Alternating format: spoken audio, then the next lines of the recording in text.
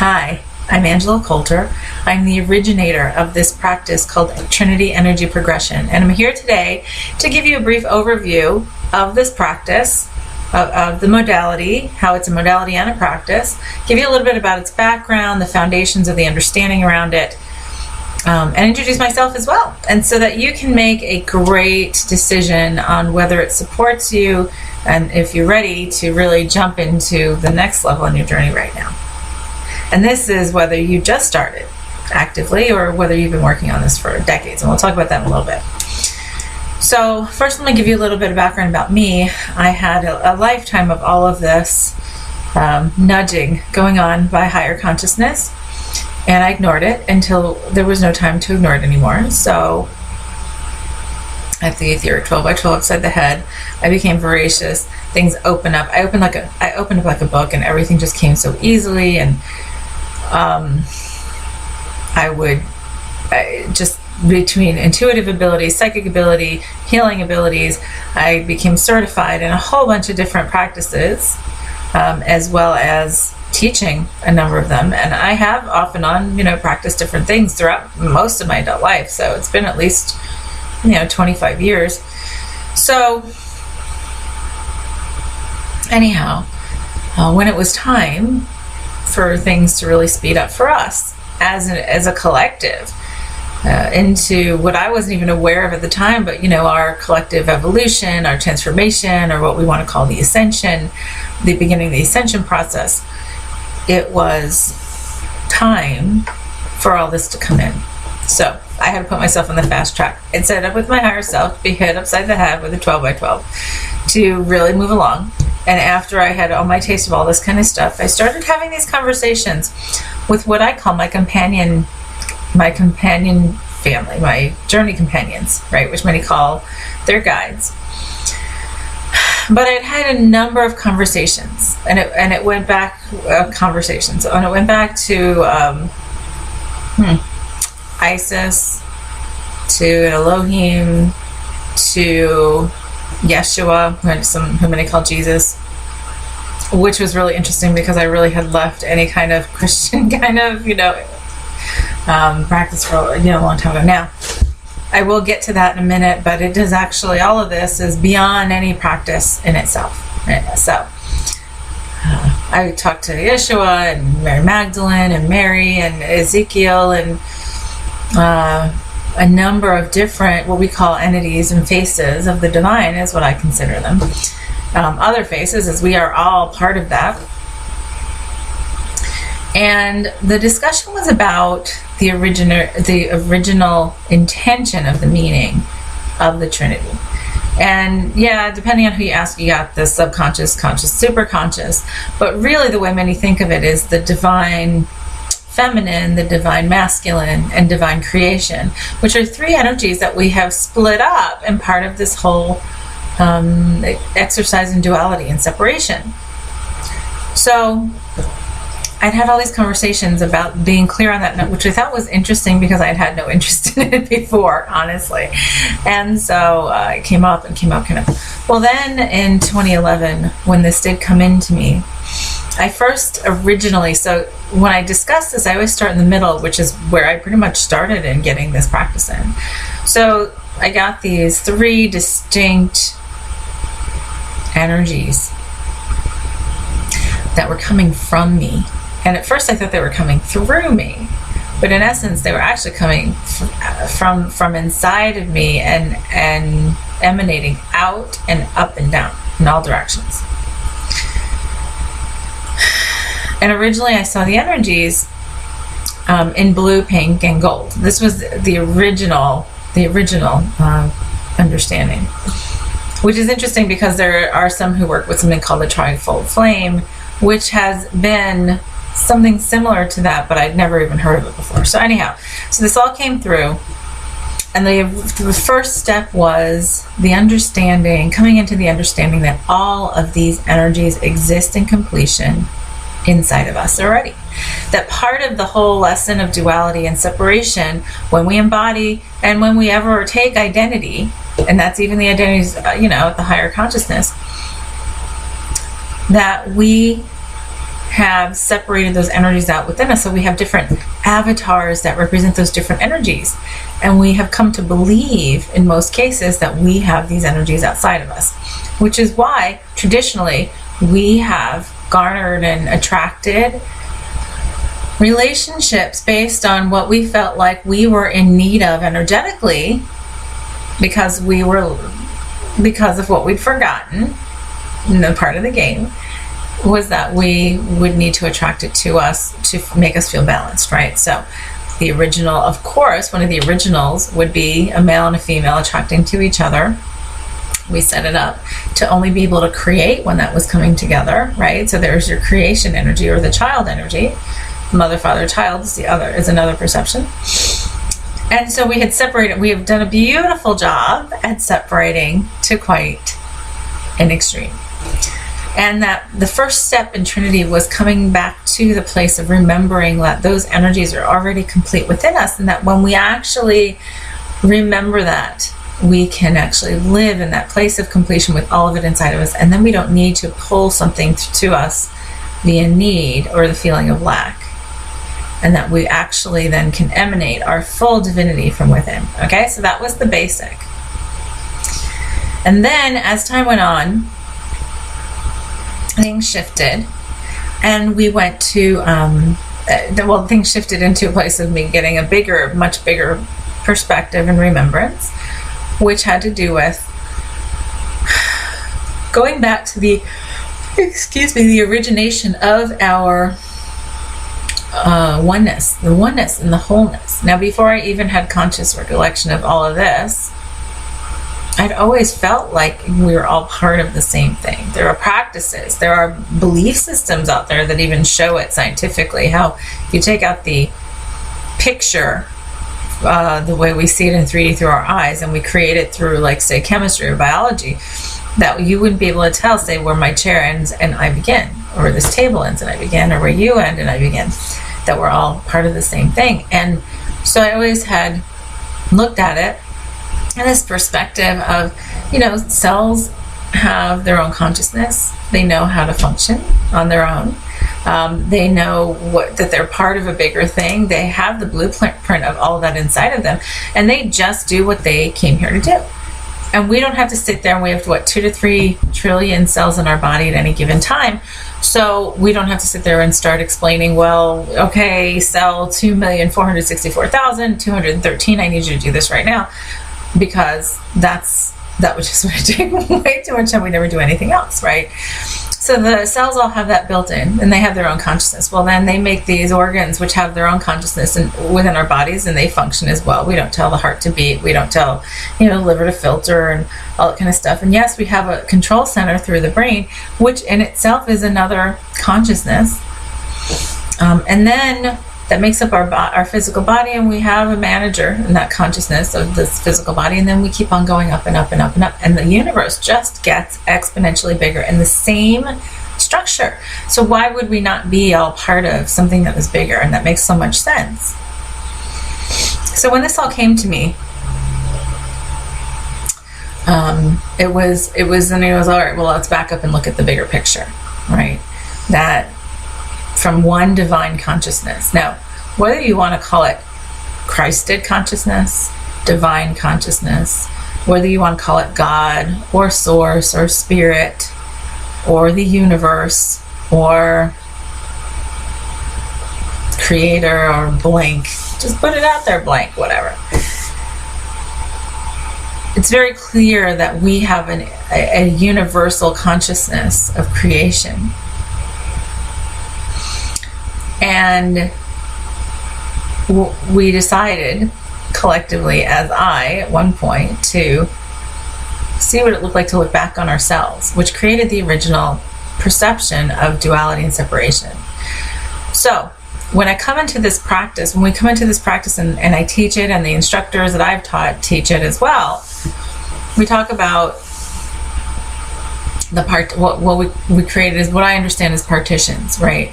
And that's what created separation, or partitions. And the way we can think about that is like when we go and see a magician, right? And the magician has an assistant come out on the stage and get into the box, and oh, look, the assistant's all whole, and let's put them in the box, and we'll put these slates in between and break it up into pieces, and look, oh my goodness, the assistant's in all these pieces.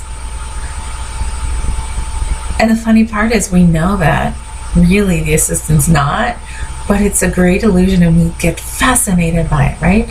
So then the magician puts the assistant back together, takes the slates out, the assistant gets out of the box, and voila, the assistant is whole, right? So my understanding is that is a perfect representation, metaphorically, of what we have done universally as a divine consciousness. And then, of course, promptly forgotten, like, because that was part of the game, probably forgotten that, oh wait, this is just pretend. The separation is just pretend, and we've created all these levels of consciousness, upward and parallels, and they're parallel universes, parallel timelines, multiple lifetimes, levels of consciousness. Like I was talking about the cells, the organs, the body, and then we go up. My understanding is for many individuals here, we go up at least to 12 levels of consciousness within the individual soul, including twin flames and all this kind of stuff. So all this is incorporated. And yet, in a way, it's completely irrelevant, because it's all just pretend, right? We just pretend to have these individual journeys. However, when we get to this practice, the foundation of this understanding is important, because it comes back to the remembrance. It's not that we're learning anything. There is nothing in this universe that we don't already know. Okay, we've just forgotten, and that's been part of the game. So now, in this time for evolution and time for change, for transforming into what I guess we would call the game 2.0, or the next level of the game up, we are remembering so that we can reform into what we're doing next. And we're remembering on the fly. We're remembering at all levels. Whereas we remember a little more the higher levels we go, because the higher levels we go, the more we stay more connected. And we have collectives, right? So the cells, the organs, the body, and we go up higher into our whatever, if we want to talk about 12 levels to the individual, if we want to consider it that, doesn't matter. And then we go into collectives, and then bigger collectives and avatars. And so we're all part of the same stuff until it's all just the one consciousness, and all the partitions have been removed.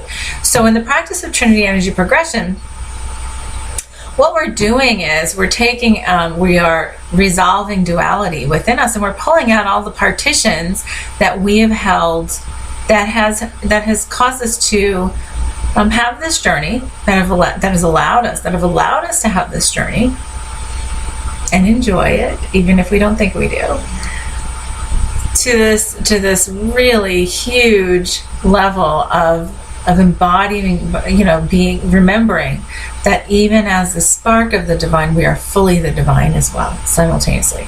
That the universe is fully outside of us and fully inside of us. And by the way, that all of this is an illusion, or the dream, or the reality that we created for whatever agreements, for whatever lessons we decided we wanted to learn in the scope of duality and separation. So this is a lot of stuff, and yeah, you're getting energetic transmissions while we're talking about this. But the keys here are this: the focus of Trinity is that we are truly part of a oneness of the divine consciousness, or Christ consciousness, or whatever. The oneness, God, Source, all that. That it's inside of us. There's nothing to attain, it's only to remember. And by pulling out all these partitions of separation and duality, that's how we remember. So it is very different than many other practices and modalities, because we are starting from the place of perfection instead of starting from a place of lack. Meaning I already have this inside of me, it's only for me to tap into and remember, versus, oh, I have to attain this, I have to work really hard, it's outside of me, I have to do certain things to deserve it.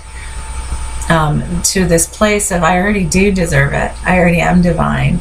And oh, funny, and now like it's time for me to remember all this amazingness that I am.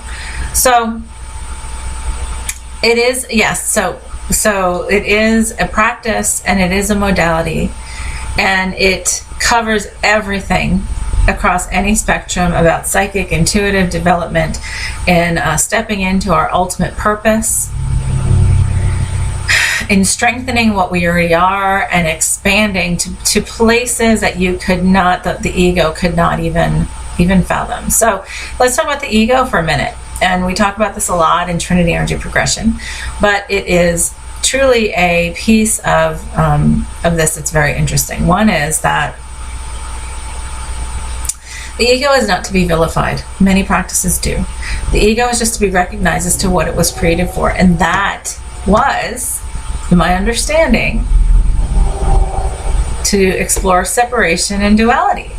So all of the energies of separation and duality are portrayed by the ego. So many come into class, and even if they've been practicing for decades, and okay, so I'm talking about all this stuff from my understandings and my perception, and I'm doing it without judgment. This is completely from the perspective of a higher consciousness and how it all fits together.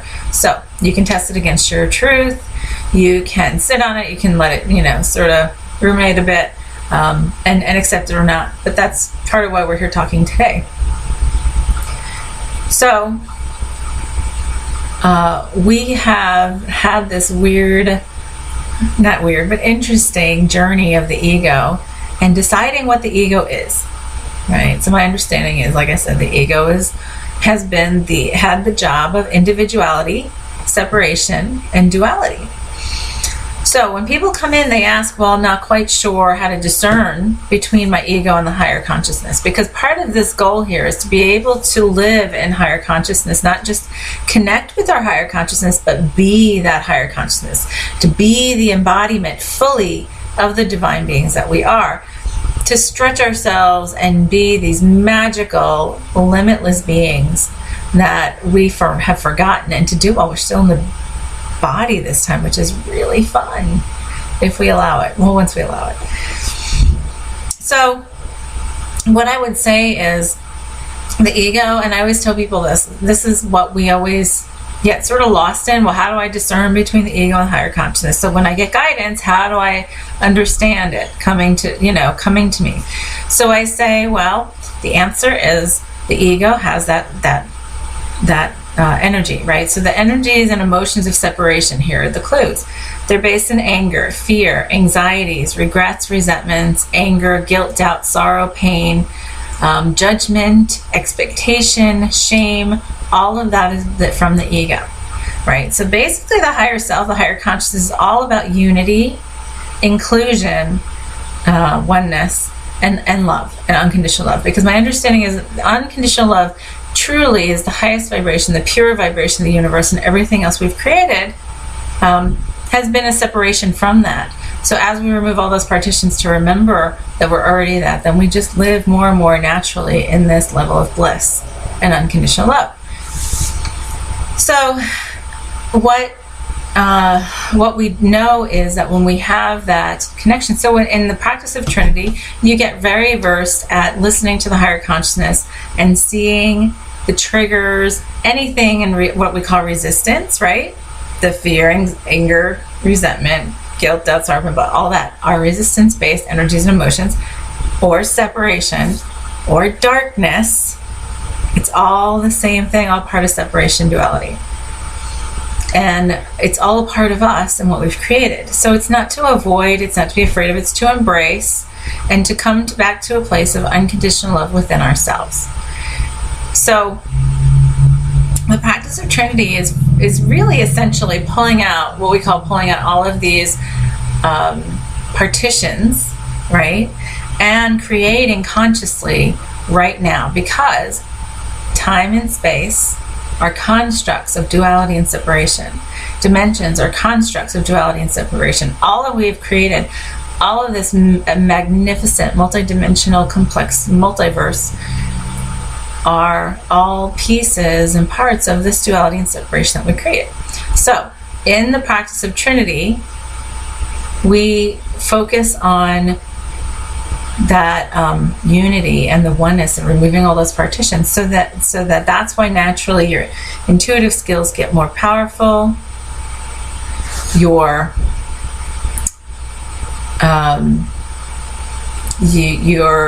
consciousness just shifts. You see things from a bigger perspective, you live from a place of love, and you create right now. So let's talk about that for a minute, the creating right now too. And let me take a side step too.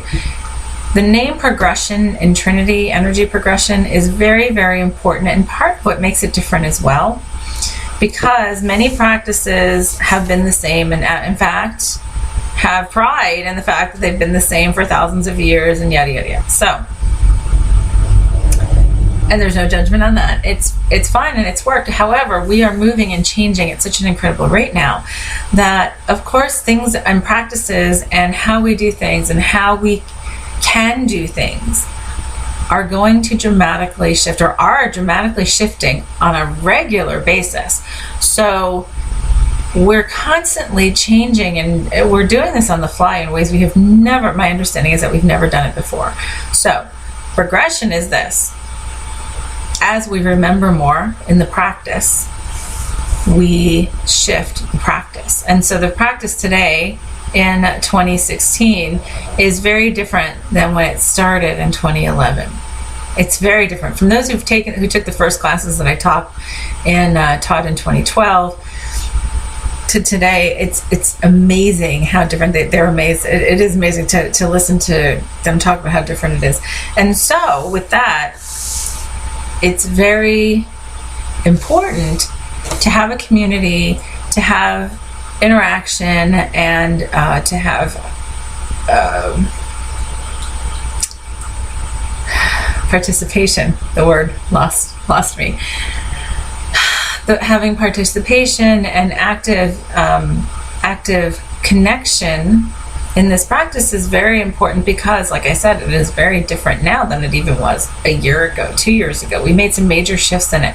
My understandings come in, and I'm guided to shift it, and then I share it with all the practitioners, and sometimes practitioners get them, and or even instructors, and they come back to me. And so part of this is all built on us doing this together and coming back to a full place of power from a universal love, unity-based standpoint, in a very accelerated way. And the easiest way for us to do this is when we do it together and share. So it has been a very important thing impressed upon me, and that I have been really focused on developing, which is a strong community support within groups from their instructors, but also across the board. And we have a Facebook group that we interact in regularly. There are emails that go out. I do update workshops. We do shares around the country. And we're emerging quickly, and it's growing quickly. We're all over the United States. We have some in Canada. We hope to go international, like really international, as soon as the opportunities arise. So, and they're coming quickly. So this is all about our progression, and it's a great practice to embrace when you're really ready to continually shift and expand even more, and do it all together when we play. As much as you do it on your own, we do it as a community, because we all begin to start existing from the oneness and creating from the oneness all the time. And when we do that, we are all so connected telepathically and effortlessly and with such fluidity. So when we talk about creation, this is another thing that differentiates the practice of Trinity from many other modalities. And it is a modality, and we're going to talk about that here, sort of integrated. So the beginning of the practice, and part of it probably had to do with my memory and being what I call myself the project manager of this. We're all in this team as a team, but I did volunteer with such gratitude to be the project manager. So it was okay, let's throw this in, and I'm listening to my guidance, and as I've gone along, it's become so much more fluid that I just automatically listen instead of trying to fit it into the boxes that I already knew. And at the beginning it was, okay, well, a lot of the practice was very similar. No, not similar, but it was just done similarly to other practices in the way that we would work on releasing things, And so, yes, it does help you shift everything in your life from the physical to the mental, the emotional, the spiritual, the environmental, like how things are in your life, all of that. It does encompass all of it. It encompasses, like I said, intuition development, psychic development, just awareness, and because it's all, at some point when we take it, because we put all these boxes around what this is and what that is, when we take it, all those partitions, and we see how it's all just fluid and connected, then there's no need to have to learn a certain thing. You just access it if you need it. Access whatever you need when you need it, knowing that you have a full command of that connection and that access. So in the beginning of the practice, we focused on releasing and healing, what many call healing, and including physical stuff and non-physical stuff, like I was just saying. And we dissolved, resolved, released, and cleared a whole bunch of stuff. And we developed all these ways of doing that, very powerfully, by the way. But there were still some limitations based on beliefs and what we were comfortable with, so it was the next progression. So it kept on progressing. So first we did it one way, then we shifted to another. And then about a year and a half ago, the guidance came to me to stop releasing. Because when we take our time to focus on what was, what we're releasing, we're taking our time to bring the past into the present. So again, if we go back to the understanding that there is no time and space, they were just constructs of duality and separation, that we have to, well, not have to, but we come to this place of realizing there is no time. And by the way, ego, going back to the ego focuses on everything but presence, and presence is everything is now, which from the perspective of the divine consciousness and the wholeness and the oneness, there is nothing but now, only now. And we're so out of the practice of doing that in separation, in different levels, even at the levels of what we call, angels, archangels, ascended masters, which by the way, we truly are. And this is where we live this and remember it, and that we remember so many different things of being the divine embodied, being these beings embodied, and having parts and pieces of all of those experiences ourselves as part of our histories for the purpose of what we're here to complete. So it's taking all responsibility from pushing it outside of us to bringing it inside, to recognizing that as the divine, inside as well as outside, I create my own reality. And I can change and create everything. Everything. Sickness, limiting situations, prosperity, and existence, and attainment, and enlightenment. It's all in me. And to change and take responsibility for. So, when we look at the past and we hold on to it, and we do that very much so in the cells and in our physical bodies, which cause sickness and injury and challenges that we go through, and the energy that we hold. That's how we created the universe. So just think about this. In every moment, we form our bodies based on history, on what we believe the body is supposed to be, how we believe it's supposed to be formed, how we believe it's supposed to react. All of these are based in beliefs and agreements, and it's been all part of the experience. So the other part about this is coming to it from a place of no judgment, because judgment is ego and separation based. That there's a right and a wrong and a good and bad and whatever. That's all separation duality based. So we're playing, we're focusing to exist in higher consciousness. And higher consciousness is well beyond any judgment. It all is, and it all is perfect. Because we choose our lessons, we choose what we want to learn, and in doing so we create the forms that we take, whether we're in a physical body form or on another planet, another part of the universe, whatever. And it's perfect for those situations and for the lessons that we wanted to learn as the piece that we have broken ourselves off to be, and complete those. And when we look behind us, and when we're looking and focusing on things, say, that happened in the past that I want to heal, right? We are then taking our eyes and our presence off the moment, off of now, which is the only thing that exists, again, from my understanding, to recreating something that was in the past again and again and again. So the more we remove these partitions, the more we realize that those are all partitions, and the partitions, the past, other lifetimes, other levels of consciousness, other timelines, you name it, all not now.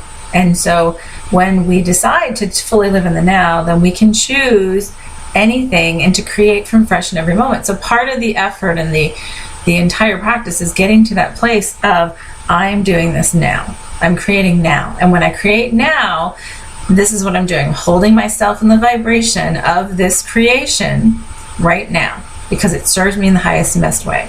And I fully and permanently and absolutely change my reality, or not change, create my reality as to this right now as it serves me.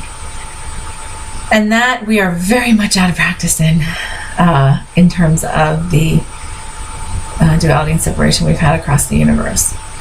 So it's taken a little practice, and it's fun. And what's amazing about it is that it causes, in many cases, instantaneous change in ways that the mind cannot even anticipate. So people will come to me and be like, "Oh, well, my shoulder hurts. Can you help me?" And of course, I can help you. Are you ready to let go of what's causing that shoulder to hurt, or are you ready to let go of what you're holding on to that caused the manifestation of that hurt shoulder? And again, there's no judgment about that. This has to do with what we build in our identities, ego-based, and hold on to and say, oh, I have to be this kind of person. I have to hold this kind of pain. I have to hold this kind of burden. I have to do this. I have to do that. These are all these, anything have to, must, mustn't, can't, should, shouldn't, all that's ego-based too. And you learn all this stuff, and these are just ways we retrain ourselves with this practice too, in consciousness. So we shift it and create from a place of unity and a higher perspective. And when we do that, often the entire situation that was limiting to the person, whether it was pain and injury, disease, or whatever, can change. And all we do is, by the way, as healers, I always say to anyone who comes into my office, first thing, I do not heal you, only you heal you. I am here to help you facilitate your healing, to your optimization, or you stepping into your own empowerment to realize that you are the one healing, right? You're the one that is truly allowing yourself to do it, to be the fullness that you came here to be, or you choose not to, and that's fine too. And all I'm doing is helping you facilitate and helping you access vibration and frequencies that you have yet to remember how to access yourself. The whole goal of Trinity Energy Progression is to fully empower everyone, because we all have the power within us. So yes, it's an energy modality. It's a very powerful one with some very many instantaneous shifts. In fact, I love telling this story. There is one person I had worked with once, because this is just a great example. So there's a woman that I had a session with once, and she had been out of a job, she'd been out of a house, she'd lost, she had no friends, she felt like she lost everything. She was living in a friend's house with all her stuff in like one room, and she said she basically wanted to curl up into a fetal position and die. So we did the one session, and got done, and I guess it was like a month later, I hadn't heard from her, hadn't even gotten any feedback, so I sent her an email, asked her how she was doing, and she said, oh, I'm fine. And I asked her if, the session had helped, and she said, well, I'm not sure that it really did very much. But since we had our session, but since I talked to you last, I've gotten a job, I found a place to live, I made some new friends, and I'm much happier. And I was like, okay, well, do you realize it's related to what we're working on? But we're so not used to it, because it's the expectations of the ego of what we should expect when we heal or when we change things. And sometimes it's so instantaneous. And what happens is, when we create and we move from a place of looking in the past all the time to looking at right now and creating from right now, then we get to this place of I don't even remember what was 5 minutes ago because it's totally out of my reality, and I don't drag it forward with me anymore. So that's part of what this practice does too, and it helps us to do that. So other ways that it is very different from some other practices. Number one, it absolutely can be used in conjunction with other practices. It actually strengthens them dramatically if you choose to do so. And if you, so many people take things like, Reiki, or there's a whole bunch of them. Anything you have attunements for, there's tons of different practices out there. You go and get attunements or activations or whatever. And so what that is, it's sort of like tuning. How I explain it to my students is it's sort of like tuning a radio station in the car. So you find the frequency, right, where that you can pick up with the antenna. And then you press the button until it beeps, and then it's programmed so that you now can just press this number and go to that frequency right away. So when you get an attunement in a certain practice, say like Reiki or Lahu Chi, probably healing touch, there's a lot of them, right? It's bringing a frequency. It's allowing you to access a frequency you've forgotten previously how to access, so that you can access the larger consciousness, right? So it's accessing a certain spectrum, a certain frequency of the entire spectrum. So with Trinity, what we do that's different is that we're actually removing partitions that are preventing us from just accessing the full spectrum to begin with. We're creating, and we're changing and shifting, creating to a place of I'm always there, and I remember that I'm always part of that wholeness, and I can access any part of the spectrum that I would like in any moment. Even if I've not been attuned to it, I can choose to do that. And since we then are, and it's, in a way, how the mind likes to look at it is we're accessing it from inside of us, from the universe and the divine inside of us, versus reaching out to access something to come through us. And it makes it far more powerful, and we can go to the full spectrum. And somebody said once, so instead of giving us a radio station, you're giving us the full radio or the full spectrum of the radio. I'm like, well, that's pretty much what this class does and what this practice does. And then you, as an individual, because we all have very individual journeys, can choose which frequencies that serve or help you the most until you're ready to just use the whole thing. Or you can combine. You can come in from the inside and access a certain frequency on command, whether or not, like I said, you've been attuned to it. You can do all this kind of stuff. And by the way, there's no judgment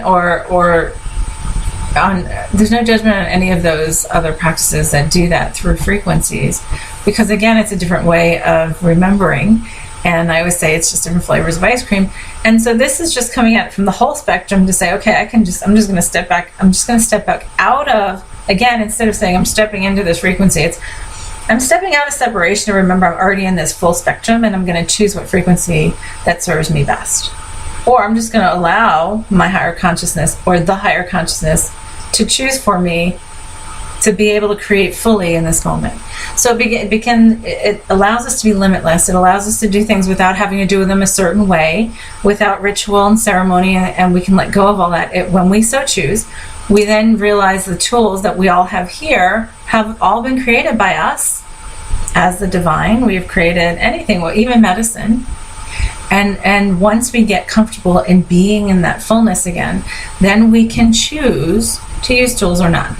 Right? So the difference is this, and this is what I tell people all the time, is absolutely if you like to use tools, if you like to use crystals or spells or certain frequencies or any of that, it's great as long as they're tools and they assist you versus using them as a crutch and depending on them outside of you, because taking anything outside of us isn't still living in that place of separation and duality and externalization and disempowerment. And knowing it's all inside of us and we can use it or not, we can create it or not, we can simply be the whole thing, or we can be a piece of it, or both. So it's truly stepping into a limitless place, and it allows us, and we change so quickly in allowing and doing that, because we're not limiting ourselves to go through certain steps. We sort of let ourselves go and say, okay, this serves me until it doesn't serve me. And this is what I always tell people. Any practice that helps to expand your consciousness serves you until it doesn't serve you anymore, until it limits you in some way.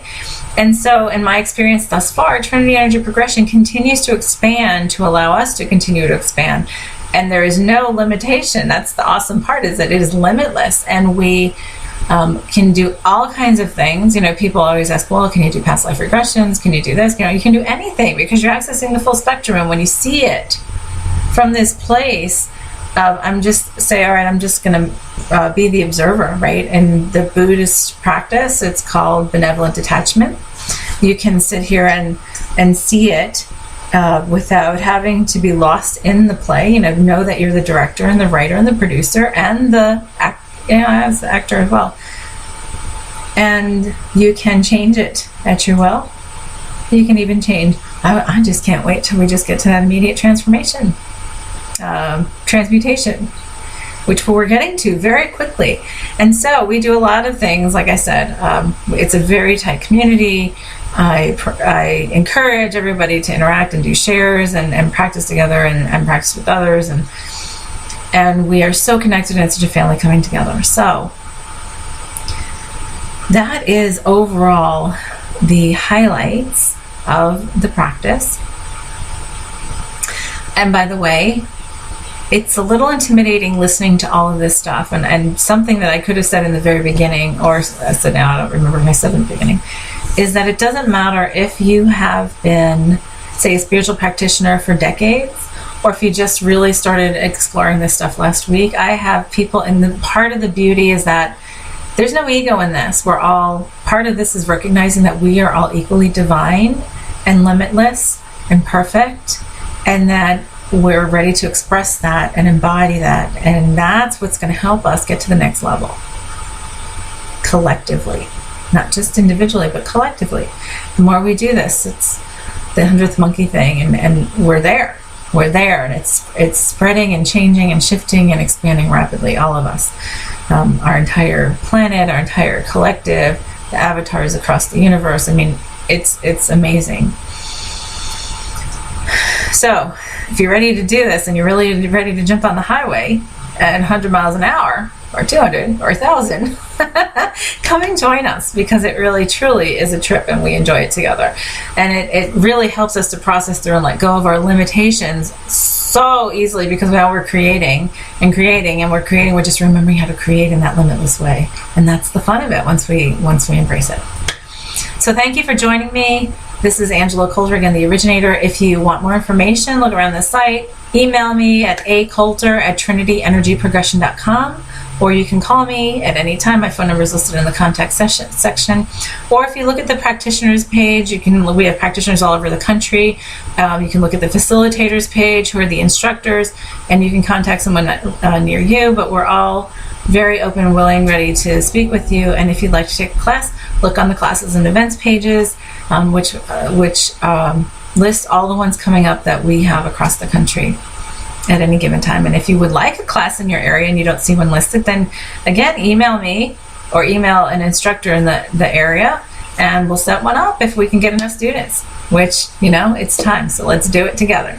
All right. Thanks a lot, and be well. We'll talk to you soon. Thank you.